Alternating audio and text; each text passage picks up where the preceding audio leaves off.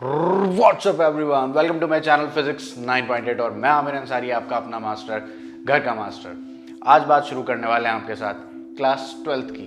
Class 12th हमारी school की ज़िंदगी का आखिरी साल।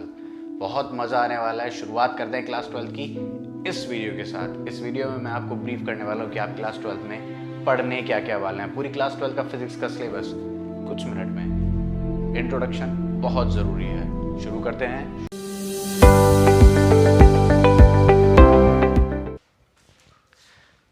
तो बाबा, क्लास 12th का सिलेबस आपके दो पार्ट में डिवाइड हुआ है।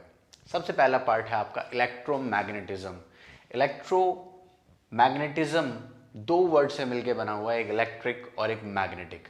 तो यहाँ पर जो इलेक्ट्रिक है और मैग्नेटिक है, इन दोनों की ही जो सोर्स है वो चार्ज है। इन दोनों की ही सोर्स क्या है? चार्ज है। तो हमें चार्ज को पढ़ना पड़ेगा कि चार्ज क्या होता है, और चार्ज की स्टडी करने के बाद हम इसको स्टडी करेंगे जब ये बैठा होगा एकदम शांत अकेला, यानी कि रेस्ट पर बैठा होगा। तो जब एक चार्ज रेस्ट पर बैठता है तो फिजिक्स की एक ब्रांच मिलती है हमें, जिसे हम कहते हैं इलेक्ट्रोस्टैटिक्स।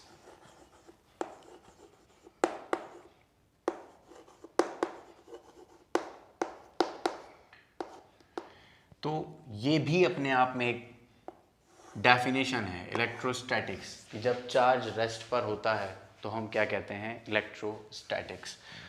जब चार्ज रेस्ट पर होता है तो हमें कुछ इफेक्ट्स मिलते हैं, जैसे कि इलेक्ट्रिक फोर्स।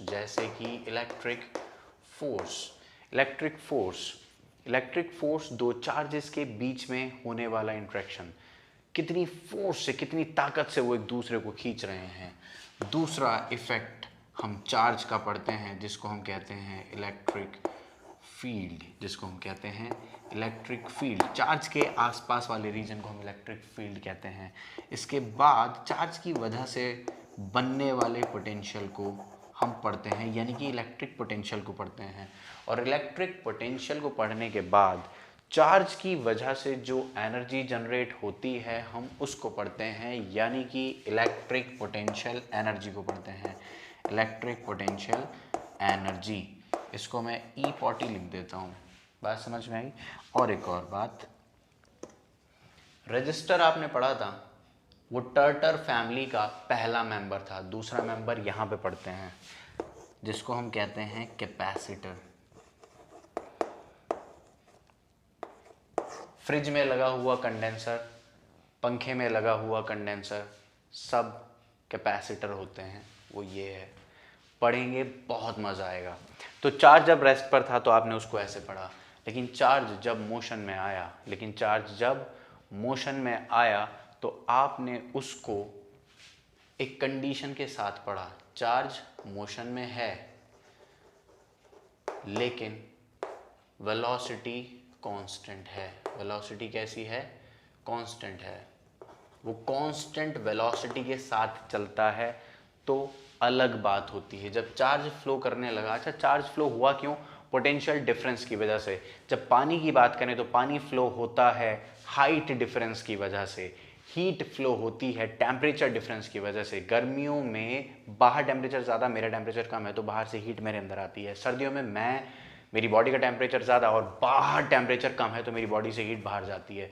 तो पानी फ्लो होता है हाइट डिफरेंस की वजह से, हीट फ्लो होती है टेम्परेचर डिफरेंस की वजह से, हवा फ्लो होती है प्रेशर डिफरेंस की वजह से। अगर इधर प्रेशर ज़्यादा इधर प्रेशर कम तो हवा ऐसे फ्लो हो जाएगी। तो प्रेशर डिफरेंस की वजह से विंड करंट आती है। तो इलेक्ट्रिक करंट यानी चार्जेस का फ्लो होता है पोटेंशियल डिफरेंस की वजह से। एक साइड पोटेंशियल ज़्यादा, एक साइड पोटेंशियल कम, तो चार्ज फ्लो हो जाता है। बात समझ में आ गई क्या? तो यहाँ पर जो बनने वाला है वो कौन है? Electric current. क्या बनता है यहाँ पर? Electric current. इस इलेक्ट्रिक करंट की हम अगर बात करें तो ये चार्ज का फ्लो है कांस्टेंट वेलोसिटी के साथ। बात समझ में आई आपको? और इसको फ्लो होने में जो दिक्कत होती है वो रेजिस्टेंस है। इसको फ्लो होने पर किसने मजबूर किया? पोटेंशियल डिफरेंस ने। और चार्जेस को फ्लो होने में दिक्कत आई तो हमने किसको पढ़ा? रेजिस्टेंस को। याद कर वो 10वीं क्लास। तो क्या आ गया, ओम्स लॉ आ गया क्या?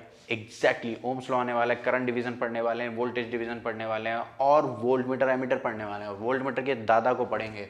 वोल्टमीटर के दादा मतलब कौन? पोटेंशियोमीटर को। किसको पढ़ेंगे? पोटेंशियोमीटर। हाँ सर, मैंने कई बार ये वर्ड पढ़ा है कि पोटेंशियोमीटर वोल्टेज डिफरेंस को मेज़र करता है। तो आज पढ़ने वाले हैं, ये इतना ही इम्पॉर्टेंट है जितना कि दादाजी दिखते नहीं हैं, ऑब्सोलीट हो चुके हैं, लेकिन काम आज भी बहुत स्ट्रॉन्ग करते हैं। तो पोटेंशियोमीटर की कुछ क्वालिटीज़ हैं जिसकी वजह से, कुछ कैरेक्टरिस्टिक्स, कुछ प्रॉपर्टीज़ हैं इसकी, जिसकी वजह से हम इस डिवाइस को आज भी पढ़ते हैं। तो यहाँ पर पढ़ेंगे हम व्हीटस्टोन ब्रिज, गैल्वेनोमीटर, एमीटर, सबको बहुत अच्छे से पढ़ने वाले हैं। ठीक है, तो मुझे इतना समझ में आया कि जब चार्ज रेस्ट पर था तो इलेक्ट्रिक फील्ड थी, जब चार्ज मोशन में आया तो क्या बन गया? इलेक्ट्रिक करंट बन गया। और इस इलेक्ट्रिक करंट की वजह से आती है magnetic field. Magnetic effects of electric current 10वीं क्लास का फिजिक्स का दूसरा टॉपिक। एग्जैक्टली तो करंट आ गया, तो करंट की वजह से कौन आएगी? Magnetic field. करंट की वजह से, ले मैं यहाँ पे लिखता हूँ, करंट की वजह से कौन आएगी? मैग्नेटिक फील्ड आएगी।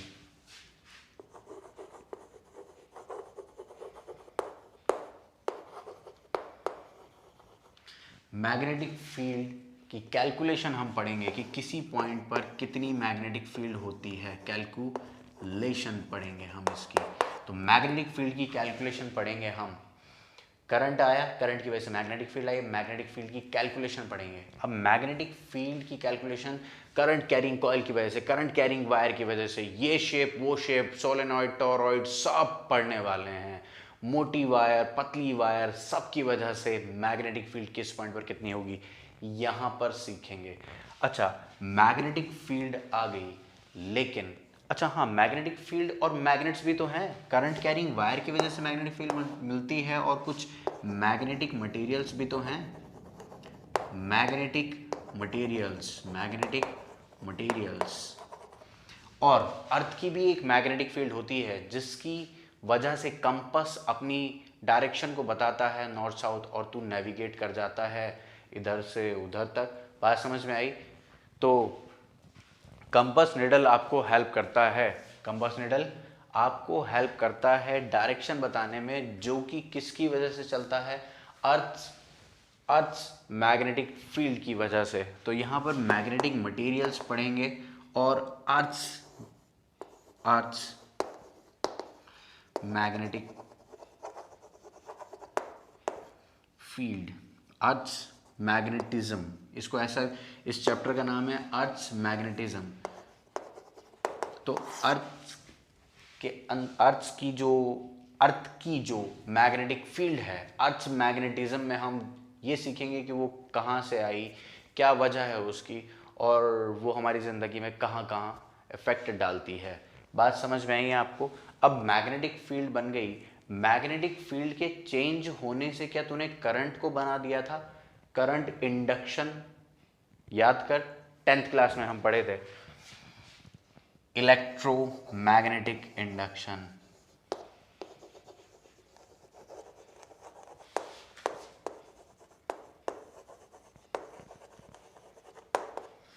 जब भी किसी कॉइल से पास होने वाली number of magnetic field lines change होती हैं, जब भी करंट कैरिंग कॉइल से पास होने वाली number of magnetic field lines change होती हैं, तो इलेक्ट्रोमैग्नेटिक इंडक्शन यानी कि करंट का प्रोडक्शन होता है। बाहर बादल गरज रहे हैं, मतलब लाइटनिंग होने वाली, लाइटनिंग भी पढ़ेंगे, और उससे मुझे याद है हम अर्थिंग भी पढ़ेंगे। बहुत इंपॉर्टेंट टॉपिक, एनिमेशन व्यू दिया जाएगा आपको, बहुत मज़ा आएगा। तो इलेक्ट्रोमैग्नेटिक इंडक्शन पढ़ेंगे। और हमने जो बिजली बनाई, वो बिजली कौन सी थी?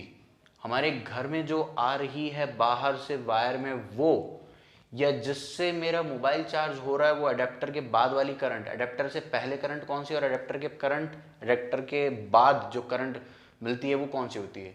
तो एसी और डीसी नाम तो सुना ही होगा। तो हम यहाँ पर पढ़ने वाले हैं अल्टरनेटिंग करंट, हम यहाँ पर पढ़ने वाले हैं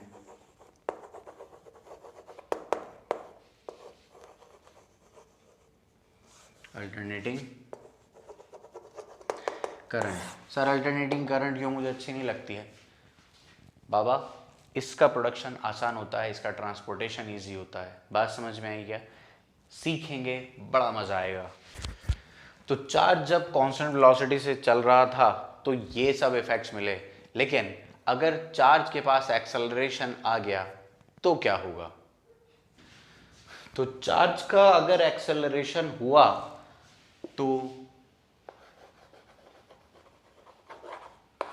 आज वेलोसिटी कांस्टेंट नहीं है, तो आज जो मिलने वाला है उसमें होगी इलेक्ट्रिक फील्ड, उसमें होगी मैग्नेटिक फील्ड, और साथ में एक और चीज़ होगी जिसको हम सब कहते हैं रेडिएशंस। इनके साथ आएगी radiations. Sir, electric field, magnetic field, radiation, क्या मैं इनको ईएम वेव्स कह सकता हूं? ऑब्वियसली ये है ईएम वेव्स। तो चार्ज का जब हुआ एक्सेलरेटेड मोशन तो अपने को क्या मिलने लगी? EM waves. Sir EM waves कौन सी होती हैं? मैं आपको बताता हूं। Radio waves, microwaves, infrared wave, ग्योर, visible range, UV, X, gamma, cosmic, ये सारी रेज ये हैं ईएम वेव्स। बात समझ में आई? तो ये वाले टॉपिक को पढ़ने के बाद जब चार्ज एक्सेलरेटेड मोशन पे होगा हम इस विजिबल लाइट को पढ़ेंगे। किसको पढ़ेंगे? इस विजिबल लाइट को। इस विजिबल लाइट को पढ़ते हैं तो हम उसको क्या कह देते हैं? ऑप्टिक्स। अब ऑप्टिक्स बहुत वाइड है। ऑप्टिक्स एक है जो आप 10th में पढ़ के आए, जिसको हम क्या कहते हैं? Ray optics. बड़ा बहुत बड़ा मुद्दा रहा इस बात को कि लाइट को क्या कहें। तो कुछ लोगों ने कुछ प्रॉपर्टीज समझाई, कुछ फिनोमेना समझाए, जिसमें हमें लाइट को वेव मानना पड़ा। रे ऑप्टिक्स जब हमने लाइट को रे माना, वेव ऑप्टिक्स जब हमने लाइट को वेव माना। और बात यहां पे खत्म नहीं हुई, एक और चीज है।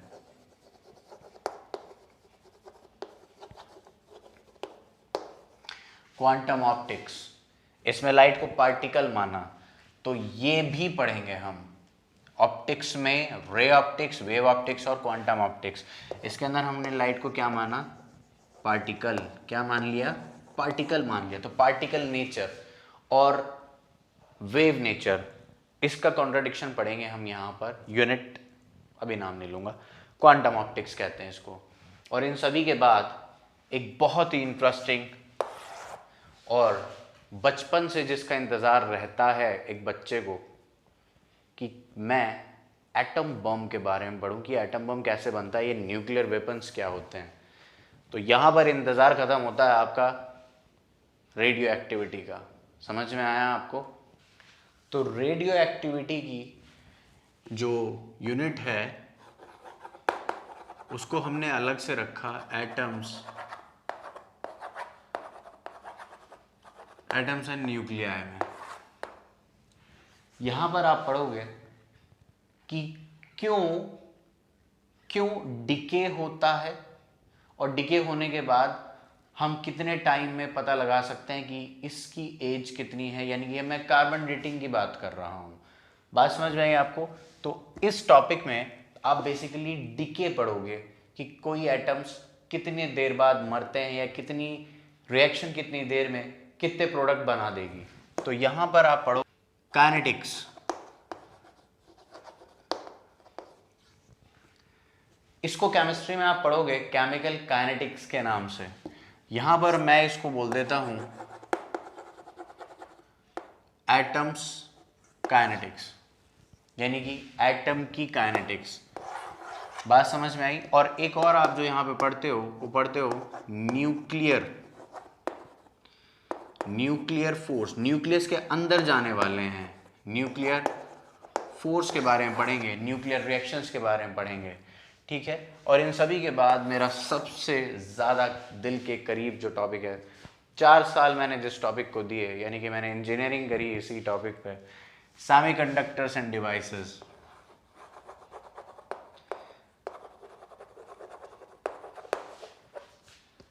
सेमीकंडक्टर्स, जब कंडक्टर थे और इंसुलेटर थे, सेमीकंडक्टर की ज़रूरत क्यों पड़ी? तो बहुत ध्यान से सुनो, यहाँ पर हमें कंट्रोल्ड कंडक्शन चाहिए होता है। कंडक्टर इलेक्ट्रिसिटी फ्लो करवा देते हैं, इंसुलेटर कभी फ्लो नहीं करवाते, लेकिन हम चाहते हैं कि जो दोनों की ज़रूरतें पूरी कर दे, इन दोनों के बीच में कंट्रोल्ड कंडक्शन रहे, जितनी कंडक्शन मैं चाहूँ उतनी ही हो। यानी कि आपके मोबाइल फ़ोन्स में, सेल फोन्स में मदरबोर्ड जो होता है, आपके लैपटॉप्स में जो चिप्स होती हैं, मेमोरी कार्ड्स होती हैं, वो सब इसकी वजह से पॉसिबल हैं। और इसके बाद आपको इसी के साथ पढ़ाया जाता है डिजिटल इलेक्ट्रॉनिक्स। अगर ये मटेरियल ना होता तो आज टेक्नोलॉजी ना होती, मैं यहाँ पढ़ा ना रहा होता ऐसे और आप वहाँ बैठ के ऐसे पढ़ ना रहे होते। तो डिजिटल इलेक्ट्रॉनिक्स, और इसके बाद आता है कम्युनिकेशन।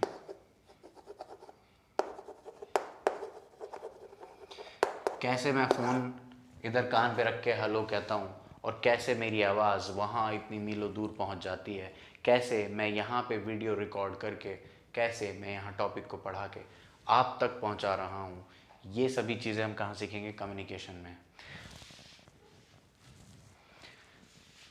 तो बाबा रेस्ट पर था चार्ज, तो अपने को ये सब इफ़ेक्ट्स मिले। इन सभी इफ़ेक्ट्स को हम, इन सभी टॉपिक्स को हम एक जगह समेटते हैं और ये बन जाती है आपकी यूनिट 1। जब कांस्टेंट वेलोसिटी से चलने लगा इलेक्ट्रिक करंट बना, पोटेंशियल डिफरेंस है, रेजिस्टेंस है और पोटेंशियोमीटर, ये सब डिवाइसेस, ये सब हैं आपकी यूनिट 2। ये सब है आपकी यूनिट 2। मैग्नेटिक फील्ड की कैलकुलेशन, अर्थ मैग्नेटिज्म, ये है यूनिट 3।